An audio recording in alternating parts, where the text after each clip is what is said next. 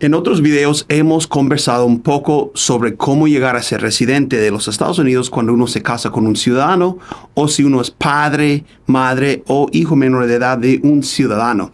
En este video vamos a conversar sobre los otros miembros de la familia, cómo mandar a pedir miembros de la familia quienes están viviendo fuera de los Estados Unidos o quienes pueden estar dentro de los Estados Unidos, quienes no sean esposos, padres o niños menores de edad de un ciudadano o un residente.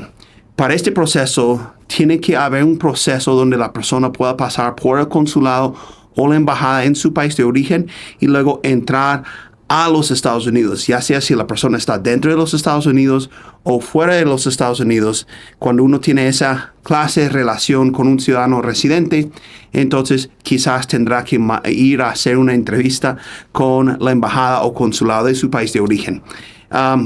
¿Quiénes son los miembros de la familia que califican para este proceso? Siempre recuerdo a las personas que los agentes de inmigración consideran a los miembros de la familia como si fuese la idea de la familia de los americanos, ¿no?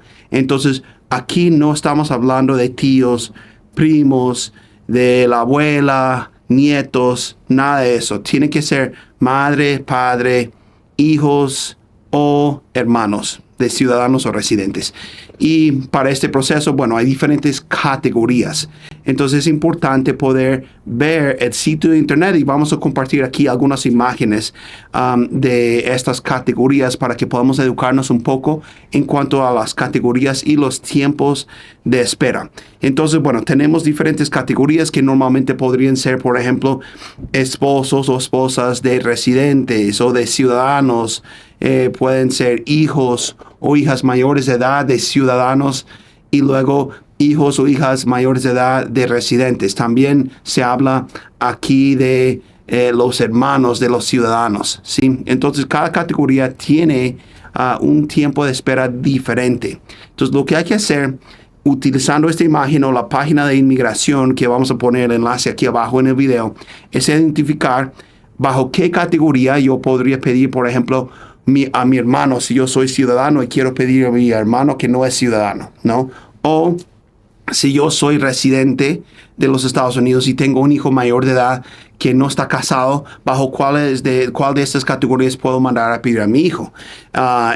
Si yo soy ciudadano y tengo hijos casados, son mayores de edad, ¿bajo qué categoría yo los podría pedir? Entonces hay que identificar bajo qué categoría primero vamos a pedir a esta persona.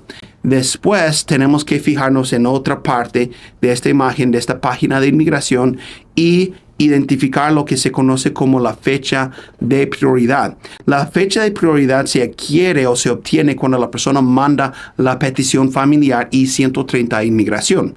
Eso es como que su lugar en la fila. Por ejemplo, si yo voy a una carnicería y estoy esperando que me atiendan, normalmente puedo tomar un número y ese es mi número y hasta que llamen mi número puedo entonces hacer mi pedido, ¿sí?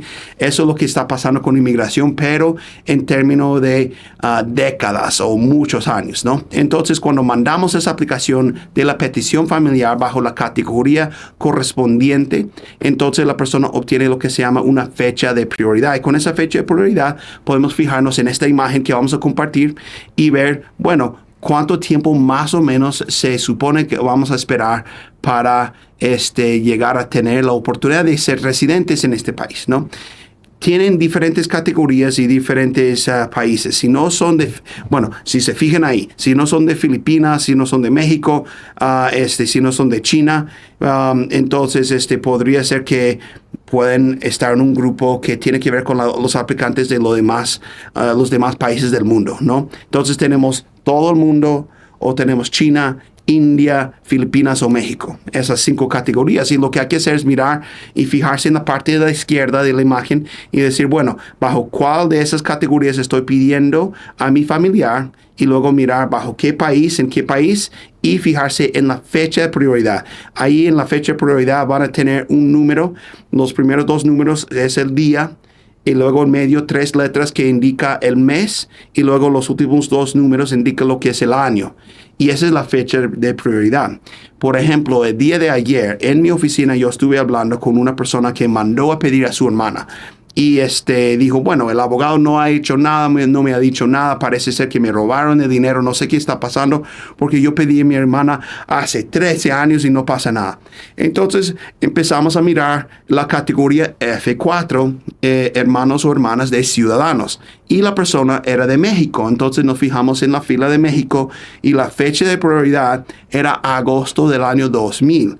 Eso significa que en el mes que yo estuve mirando el caso de ella, la fecha de prioridad que está alcanzando el momento que por fin pueden arreglar sus documentos, eran las personas que habían enviado su aplicación desde, bueno, empezando en agosto del año 2000. Entonces esas personas llevaban 23 años esperando y por fin pueden arreglar sus documentos, ¿sí? Entonces la persona como que se le abrieron los ojos y entendió, bueno, no es que no se ha hecho nada, sino que todavía estoy esperando el proceso, mirando esta información. Yo sé que es un poco complicado entender este proceso, pero es importante también entender que si uno mandó una aplicación I-130 hace muchos años, quizás todavía no ha alcanzado la fecha de prioridad y por eso no ve otros resultados en el caso porque están esperando el proceso. Ahora, ¿qué pasa cuando se alcanza la fecha de prioridad? Por fin alcanzamos la fecha de prioridad y ahora tenemos una situación que tenemos la oportunidad de obtener la residencia.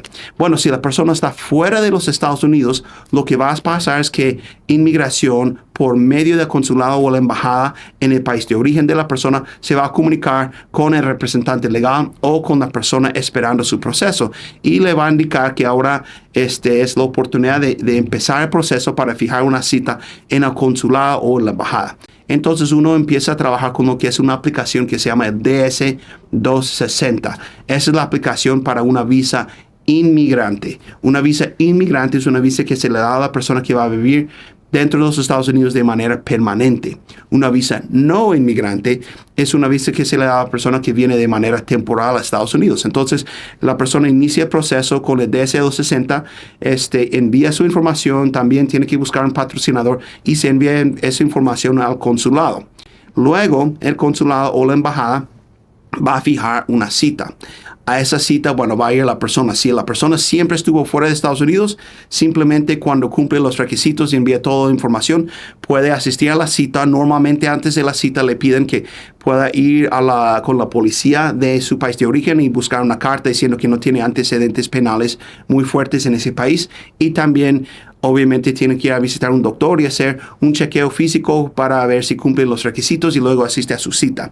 En su cita, lo que pueden hacer con su pasaporte de su país de origen es ponerle la visa si cumple todos sus requisitos y al viajar a los Estados Unidos, uno se registra en una página de internet y le pueden mandar lo que es la residencia luego de registrarse. Entonces, ese proceso puede ser sencillo. Ahora, viene un punto muy importante que muchas personas no entienden y yo lo he visto mucho y es muy triste. Si la persona estuvo en los Estados Unidos por mucho tiempo y luego le llega su cita, puede ser que en el momento de ir a su cita le pueden poner un castigo de 3 o 10 años. Si nos acordamos de otros videos, Estados Unidos puede dar un castigo a una persona quien estuvo en los Estados Unidos sin permiso por más de 365 días. Y entonces, si estuvo más de 365 días sin documentación y luego sale del país, en el momento de salir es cuando le dan ese castigo. Y puede ser un castigo de 10 años, ¿no? Entonces, así la persona haya entrado con visa en un principio a los Estados Unidos, en el momento de salir, tiene que pensar eso. Entonces, el día de ayer, conversando con mi cliente, ella dice, bueno, eventualmente mi hermana, ella va a poder arreglar porque su fecha de prioridad va a llegar y luego vamos a poder hacer ese trámite, pero el problema es que mi hermana está aquí en los Estados Unidos, pero entró con visa.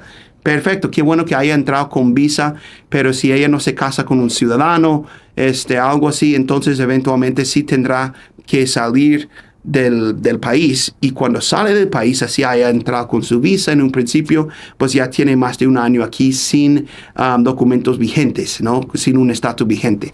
Entonces tenemos que entender que cuando le llega su entrevista, va a tener que salir, le van a dar un castigo de 10 años.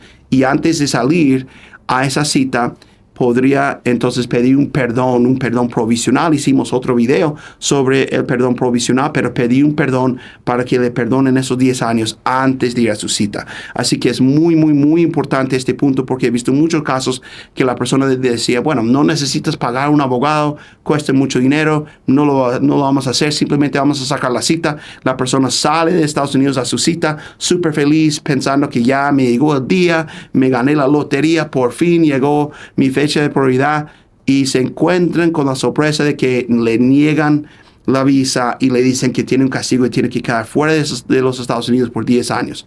Bueno, hubiera sido mucho mejor conversar con un abogado antes para saber cómo enfrentar esa situación si la persona estuvo esperando esa fecha de prioridad dentro de los Estados Unidos. Entonces, hay una gran diferencia si la persona espera dentro de los Estados Unidos o fuera de los Estados Unidos. Este proceso puede ser muy complicado. Yo recomiendo muchísimo, ya sea con nosotros o con algún otro abogado, que realmente consulten con un abogado con el proceso consular de las citas, cómo prepararse para las citas, cómo llenar las aplicaciones de la manera correcta, porque hay miles de formas de equivocarse, y realmente una ayuda adecuada, legal, podría darle la mayor probabilidad posible de llegar a ser residente bajo una de estas categorías. Vamos a compartir aquí en la descripción del video diferentes enlaces para poder hacer una cita con nosotros o para buscar más información sobre este proceso, y estamos súper felices de poderles ayudar con este proceso.